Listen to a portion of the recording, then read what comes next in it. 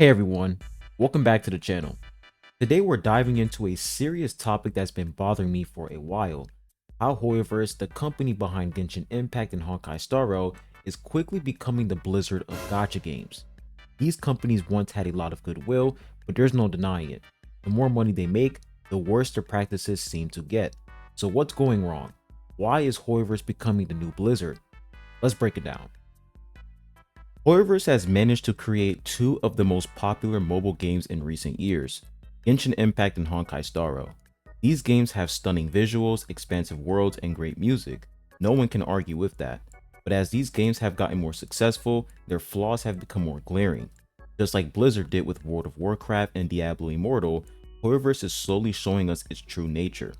They're doing it with aggressive monetization, stagnating content, and disengaged development team, and most notably, atrocious storytelling. Let's start with the most obvious issue, monetization. HoYoverse is mastering the art of getting players to spend money. Sure, Genshin Impact and Honkai Star Rail are technically free to play, that doesn't mean they are free in any meaningful way. At their core, both games are gacha systems, randomized pools for powerful characters, weapons, and items. And if you want to get those top tier 5-star characters, guess what? You're gonna have to pull a lot, and the odds, they're terrible. In Genshin Impact, the odds of pulling a 5-star character are low, and Honkai Star Rail is no better. They might show you some percentage, but trust me, you'll be throwing hundreds for a chance at a character you want. This system is designed to make you feel like you are unlucky, which pushes you to spend more. It's all about getting you hooked into a cycle of spending. And the worst part, these companies know it works. It's not just a game mechanic, it's a business model.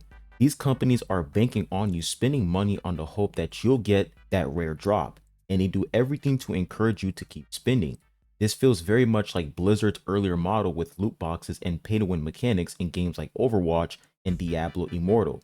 They both use FOMO, fear of missing out, by releasing limited time banners or exclusive content that you'll only get for a short period, pushing players into a corner where spending money feels like the only choice. And here's where it gets even more frustrating. Just like Blizzard, HoYoverse has managed to build a community that defends its practices.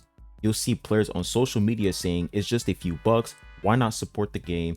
Or you can always grind for what you want, the game isn't that bad. Or they're gonna say it's a gacha game, if you don't like it, just leave. And I get it. Genshin Impact and Honkai Star Rail are fun games, but the problem is when you defend these monetization practices, you are enabling a system that takes advantage of players. Blizzard did this for years. When players defended loot boxes in Overwatch, they were defending a system that was designed to get them to spend more money for random rewards. Now let's talk about quality stagnation. When HoYoverse launched Genshin Impact, it was an impressive game. Had new mechanics, an open world, a breathtaking art style, and so much more. But now we're seeing slow content releases, repeated events, and recycled gameplay loops. Honkai Star Rail started off fresh, but even that is falling into the same trap. If you look at how the game was a year ago, it's clear that the core loop hasn't changed much. The developers aren't innovating, they're just milking the formula they know works. There are no game-changing mechanics being added, no real exploration of new ideas. The content that does get added feels like it's reusing assets and ideas, rather than pushing the game forward, just like Blizzard did with World of Warcraft expansions or Diablo Immortal. HoYoverse is relying on the loyal fan base to continue pumping money into the game while they focus on more monetization strategies instead of improving the actual game. But here's the real kicker. HoYoverse's storytelling is a mess. In Genshin Impact, the story has become a slog. The pacing is painfully slow, characters are introduced but rarely developed, and the plot often feels directionless. There are moments of intrigue, but they're buried under endless filler quests and dragged out plot points that feel more like filler than anything meaningful. In Honkai Star Rail, the situation isn't much better. The plot has a lot of potential, but the characters are often flat, and the story often feels like a checklist of plot points rather than an actual narrative. They would often put black screens with white text to summarize a very important moment that deserves to be shown in a cutscene. And let's talk about the pacing. Oh wait a minute, there is none. It's a slow crawl.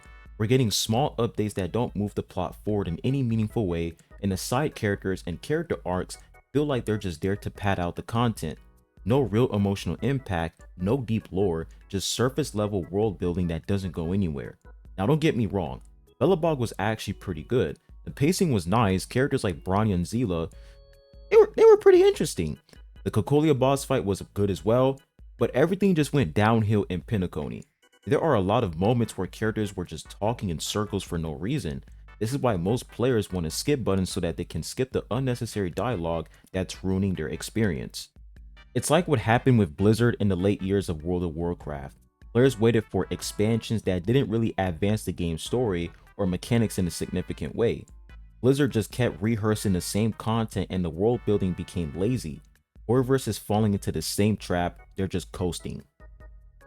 HoYoverse is making billions from Genshin Impact and Honkai Star Rail, and yet they refuse to make real improvements to their games. Sure, there are patches here and there, but nothing groundbreaking. The monetization systems are still the same, the content feels recycled, and the storytelling is stagnant. It's as if HoYoverse knows it doesn't need to do much more because players will keep spending anyway. Just like Blizzard, HoYoverse is more focused on maintaining the system they've already built, instead of improving it. Why bother fixing the glaring issues when you're still pulling in billions of dollars every year? This is the same thing Blizzard did with Diablo Immortal. They knew players were upset with the pay-to-win mechanics, but they chose not to address them because they were making too much money. HoYoverse is doing the same. So why is HoYoverse becoming the Blizzard of gacha games? It's simple. They're using the same tactics, predatory monetization, stagnating content, a refusal to innovate, and a lack of care for the actual gaming experience. The company's focus is less about making a great game and more about making a great profit. Now sure, you can say that every gacha game does this, but once players start asking for simple features like a skip button and the devs refuse to implement it, you need to start asking yourselves, why are the devs refusing to implement quality of life updates that can enhance the player's experience? Meanwhile, they're perfectly fine implementing FOMO events, 50-50 on weapon banners, and putting 2 new limited 5-star characters in one phase. And just like Blizzard, HoYoverse is slowly taking their players for granted. It's a shame because both Genshin Impact and Honkai Star Rail could be so much more than they are right now. I've seen a lot of people say, well, Zenless Zone Zero is doing fine, so that game is the exception. And yeah, I agree, Zenless Zone Zero is doing well right now, but what makes you guys think it won't be HoYoverse's next target? Let's be real, if I had a time machine and went back into 2020 to tell a Genshin Impact player, hey, your game's going to fall off hard by 2025, do you think they'd believe me? Absolutely not. They'd probably laugh in my face because the game was at its peak. But look at it now. Over time, it's clear that every gacha game hits a honeymoon phase, and once that first anniversary hits, things always start to go downhill. It's the same pattern every single time. I'm not hoping that Zenless Zone Zero becomes the next target of this pattern, but if I were you, I'd be incredibly cautious, because we've seen this happen before. HoYoverse knows how to reel players in, and once they've got them hooked, it's all about the money. So don't get too comfortable just because the game's riding high right now. The clock is ticking. Look, I'm not telling you to quit these games, but it's absolutely crucial that we recognize what's really happening here. Don't let the flashy visuals and charming characters distract you from the truth. You are being manipulated. HoYoverse is following the exact same path that Blizzard did, and unless players start holding them accountable, nothing's going to change.